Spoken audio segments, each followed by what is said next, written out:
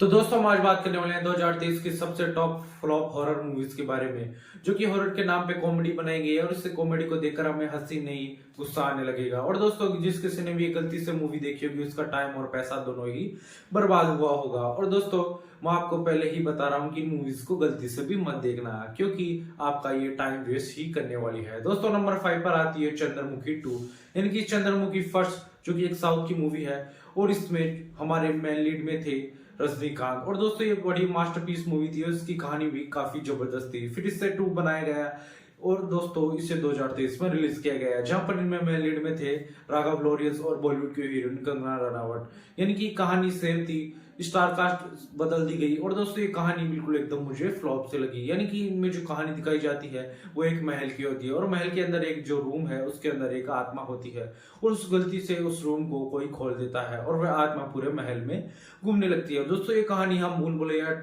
भूल भुलैया 2 और चंद्रमुखी जैसे कई मूवीज में हम पहले भी देख चुके हैं और वही कहानी इसमें चिपका दी गई है। यानी कि इस कहानी में हमें डर भी नहीं लगता, कॉमेडी के नाम पे बकवास की गई है। और दोस्तों ये मूवी बिल्कुल एकदम फ्लॉप है। उनके जो सॉन्ग है वो भी काफी बेकार है। यानी कि इनके जो डायरेक्टर है वो MM करीम है, यानी कि जिन्होंने बाहुबली और RR के म्यूजिक दिए थे। लेकिन इस म्यूजिक में भी मुझे इतना दम नहीं लगा चंद्रमुखी के गानों में। और दोस्तों नंबर 4 पर आती है द पॉप्स ऑफ एक्सोर्सिस्ट, यानी कहानी दिखाई जाएगी एक शापित बच्चे की, यानी कि एक बच्चे पर एक आत्मा हावी हो जाती है और उसको बचाने के लिए चर्च के एक फादर आते हैं और ये कहानी यही लूप में चलती रहती है। धीरे धीरे बोरिंग होने लगती है और इतने कुछ ड्रावनी सीन्स नहीं है और आपका टाइम और पैसा दोनों ही बर्बाद इस मूवी में होने वाला है।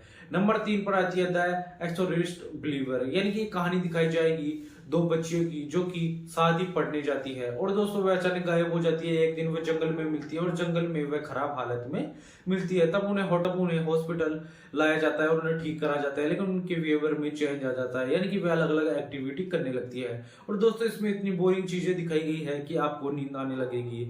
और दोस्तों अब जब आप थिएटर में जाओगे तो आप आधी मूवी ही देख कर आओगे, यानी कि आपको डर भी नहीं लगेगा और ये जो स्टोरी है वो आपको बोर करने लगेगी।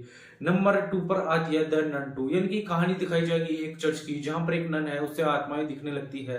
और दोस्तों जब आत्मा के नाम पर, यानी कि उसमें भूतों के नाम पर हमें परछाई दिखाई जाती है और स्टोरी इतनी कुछ खास नहीं है। वो पर पूरे चर्च शापित हो चुका है और वह चर्च में इतनी कुछ एक्टिविटी भी होती नहीं, यानी कि वह पूरे चर्च में घूमने लगती है और उसकी एक हवा बनाई गई है। यानी कि सभी कहते हैं कि द नन हमें देखना चाहिए, लेकिन द नन फालतू में ही, अगर हम द नन देखेंगे तो हमारा पैसा और टाइम दोनों ही बर्बाद होने वाला है। और सीरियसली मैं कहूँ तो इस मूवी को देखकर मैं डरा नहीं और मुझे ये फालतू की मूवी लगी। और दोस्तों नंबर 1 पर आती है हमारी इंडिया की सबसे टॉप ऐसी सीरीज जो कि बहुत ही शानदार थी, 9020। दोस्तों आपने इसका नाम तो सुना होगा, यानी कि 9020 इवल रिटर्न और 9020 लंदन, यानी कि एक ऐसी सीरीज है जो कि टॉप हॉरर मूवीज में से एक आती है और सभी इसको बेस्ट बताते हैं। लेकिन जब इसकी सीरीज चौथी, यानी कि इसकी सीरीज 9020 हॉरर ऑफ हार्ट 2023 में रिलीज किया गया, तो दोस्तों इसको देखकर मेरा दिमाग हिल गया।